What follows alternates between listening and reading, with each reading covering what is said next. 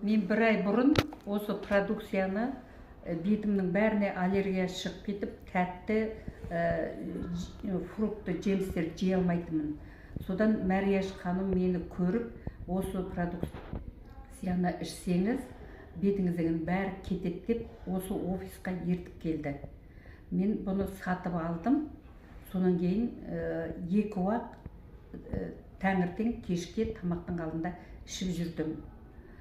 Содан бір күні, бір жұмадан кейін бе, ішімнің бәрі түгел тазаланды.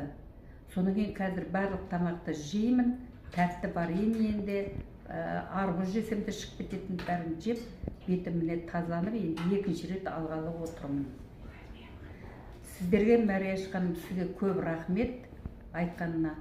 Мұндағы ханымдар да мен келгенде қарсы алып, түсіндіріп,